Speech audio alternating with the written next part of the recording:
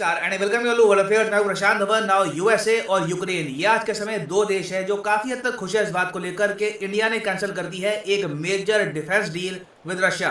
यहाँ पर आप देख पाओगे, इस पे आपको आर्टिकल दिखेगा, मेक इन इंडिया को बूस्ट देने के लिए इंडियन एयरफोर्स ने कैंसिल कर दिया है plan to buy 48 Mi-17 choppers from Russia.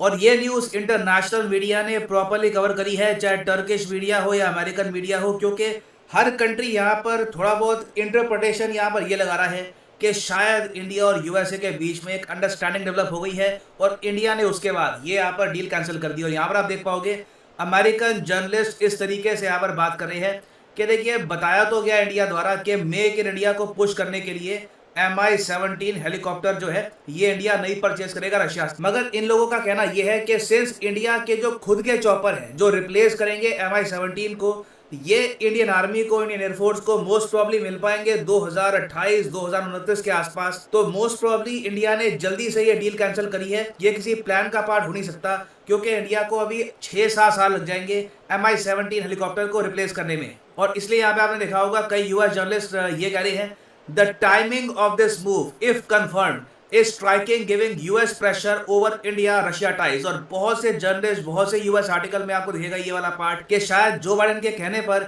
India ने ये डील कैंसिल करी है। और कई यूक्रेनियन जर्नलिस्ट है वो यहाँ पर ये कह रहे हैं कि अभी तो देखिए बस शुरुआत है। इशू ये है आज के समय बहुत सारे हेलीकॉप्टर, टैंक्स ये अपने ही देश में मैन्युफैक्चर नहीं कर पाएगा, क्योंकि देखो ऐसा नहीं है कि रशिया जो भी वेपन्स बनाता था अपने देश में उसका नट बोल्ट सब कुछ यही बनाते थे। ये भी काफ़ी चीज़ें कभी कभी इंपोर्ट करते थे, छोटे पार्ट्स इंपोर्ट करते थे, फिर अपने आप कुछ और असेंबल करते थे, बड़े पार्ट्स बनाते थे। मगर सिंस आज के समय रशिया पे लग चुके हैं सैंक्शंस, तो ये टैंक्स भी हो सकता है कि मैन्युफैक्चर ना कर पाए। यहाँ पे आप देख पाओगे Russia will no longer be able to assemble T-72 tanks या फिर T-90 या फिर T-14 टैंक्स। तो जो वेस्टर्न सैंक्शंस है इनका इम्पैक्ट रशिया की डिफेंस इंडस्ट्री पर ही पड़ेगा बहुत ही बड़े स्केल पर। तो डिस्कस करेंगे इस वीडियो में कि इंडिया Mi-17 हेलीकॉप्टर को रिप्लेस करेगा कैसे, ये इंपॉर्टेंट क्यों है, बहुत कुछ आपको जानने को मिलेगा। मगर आगे बढ़ने से पहले आपसे क्वेश्चन पूछूंगा। क्वेश्चन यहाँ पर यह है कि मारियोपोल आज के समय काफी हद तक न्यूज में है। आपको ये बताना है कि मारियोपोल क्या है रिगार्डिंग रशिया यूक्रेन वॉर। क्या ये एक शहर है यूक्रेन का? क्या ये एक हाइपरसोनिक मिसाइल है रूस का? क्या ये एक अमेरिकन मिसाइल है या फिर क्या ये एक रशियन वॉरशिप है? कमेंट सेक्शन में करिए उत्तर। सही आंसर मैं आपको दूंगा वीडियो के अंत में। ना जो Mi-17 हेलीकॉप्टर की डील है इसके बारे में रशिया बात कर रहा है 2018 से। हर बार रशिया ने यहाँ पर ये क्लेम किया है कि बस कभी भी इस पर एक एग्रीमेंट साइन हो जाएगा और ये $multi-billion डील कंप्लीट हो जाएगी। रशिया के लिए डील काफी इंपॉर्टेंट है, क्योंकि आज के समय बहुत कम देश हैं जो Mi-17 हेलीकॉप्टर परचेज कर रहे हैं। ज्यादातर कई देश या तो चाइनीज जो ट्रांसपोर्ट हेलीकॉप्टर है ये परचेज कर रहे हैं, या फिर जो अमेरिकन हेलीकॉप्टर है ये परचेज कर रहे हैं। तो रशिया को वैसे ही काफी कम ग्राहक मिल रहे थे। इंडिया ने जब यहाँ पर बात करनी स्टार्ट करी तो रशिया काफी हद तक एक्साइटेड था। और आप अगर इंडियन पर्सपेक्टिव से देखें तो कहीं ना कहीं हमने Mi-17 हेलीकॉप्टर को वेरियस ऑपरेशन में यूज भी किया है। फॉर एग्जाम्पल 2008 में जब 26/11 का हमला हुआ था देश पर, तब हमने Mi-17 हेलीकॉप्टर का यूज किया था।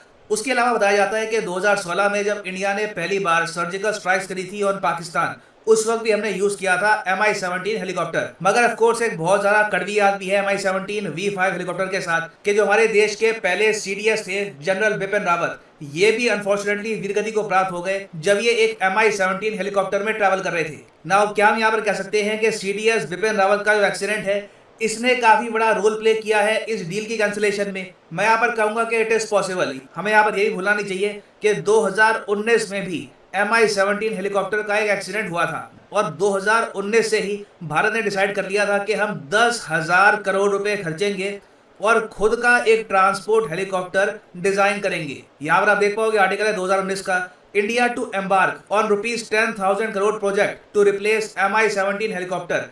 तो अमेरिकन जर्नलिस्ट, अभी कोई बड़ी बात नहीं है कि कल परसों आपको व्हाइट हाउस से भी स्टेटमेंट आपको सुनने को मिले कि इंडिया ने अच्छा काम किया है, हम चाहेंगे कि इन द फ्यूचर और ये जो डील्स है ये कैंसिल करे।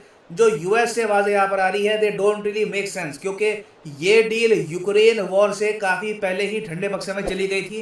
इंडिया ऑलरेडी काफी हद तक डिसइंटरेस्टेड था Mi-17 हेलीकॉप्टर को लेकर। यहाँ पर यूएस के प्रेशर का एंगल इतना है नहीं ना। यहाँ पर आप ये पूछेंगे कि 10,000 करोड़ का जो ये प्रोजेक्ट है क्या ये कंप्लीट होने वाला है? और ये हेलीकॉप्टर जो हम खुद डिजाइन करेंगे इंडिया में, खुद मैन्युफैक्चर करेंगे, इसका नाम क्या होगा? देखिए, अभी तक इसका कोई प्रॉपर नाम तो रखा नहीं गया, मगर जो प्रोजेक्ट है इसका नाम है इंडियन मल्टी रोल हेलीकॉप्टर, और इसको डेवलप कर रहा है आज के समय हिंदुस्तान एरोनॉटिक्स लिमिटेड HAL। और ये एक्चुअली MI-17 से भी काफी एडवांस होगा, क्योंकि ये एयर असॉल्ट भी कर पाएगा, ये एयर अटैक भी कर पाएगा, ये कुछ हद तक एंटी सबमरीन एक्टिविटीज भी कर पाएगा, ये एंटी सरफेस ऑपरेशंस भी कर पाएगा, और उसके अलावा ये मिलिट्री ट्रांसपोर्ट भी कर पाएगा और VIP ट्रांसपोर्ट भी कर पाएगा। तो इसलिए इसको कहा जा रहा है एक मल्टी रोल हेलीकॉप्टर। जहां तक MI-17 काफी हद तक लिमिटेड है, जो इंडियन हेलीकॉप्टर होगा ये इंडियन नेवी, एयरफोर्स, आर्मी तीनों के लिए बहुत ही ज्यादा उपयोगी होगा। और कुछ महीने पहले HAL ने ये यहाँ पर फोटो दिखाई दी दुनिया को। यहाँ पर आप देख पाओगे ये एक्चुअली मॉडल है इंडिया मेड हेलीकॉप्टर का। यहाँ पर आप देख पाओगे लिखा हुआ है IMHR। आप अगर इसको कंपेयर करोगे MI-17 से, तो जो इंडियन मेड हेलीकॉप्टर है ये आपको दिखेगा कि फार एडवांस्ड है, एक नई जनरेशन का लगता है। मगर इंडिया के सामने अभी एक बहुत ही बड़ी चुनौती है, इंजन देखिए, चाहे एक फाइटर एयरक्राफ्ट का हो या फिर एक हेलीकॉप्टर का हो, इसमें इंडिया ने अकेले अभी तक महारत हासिल करी नहीं है। आपको पता होगा कि जो हमारा तेजस फाइटर एयरक्राफ्ट है वहां पर हम यूज करते हैं अमेरिकन इंजन, और जो हेलीकॉप्टर हम इंडिया में खुद बनाएंगे वहां पर भी जो हम इंजन यूज करने वाले हैं वो हम एक्चुअली को डेवलप करेंगे एक फ्रेंच कंपनी साफरान के साथ। तो फ्रेंच फर्म और HAL मिलके बनाएंगे ये इंजन जो इंडिया यूज करेगा अपने हेलीकॉप्टर प्रोजेक्ट पे। अब प्रॉब्लम देखिए इंडिया के लिए यहाँ पर ये आने वाली है, हमने डील तो कैंसिल कर दी है, मगर अभी के लिए हमारे पास ट्रांसपोर्ट हेलीकॉप्टर की शॉर्टेज है। There is no denying that fact. और जो ये IMRH है इसका पहला प्रोटोटाइप डेवलप हो जाएगा 2025-26 के आसपास, और फिर उसको बड़े स्केल पर हम मैन्युफैक्चर करना स्टार्ट कर पाएंगे 2028 में। तो देखिए बड़े स्केल पर हमारी वायुसेना को कोई बड़ी बात नहीं है कि ये चॉपर 2030 के आसपास भी या 2029 के आसपास भी मिले।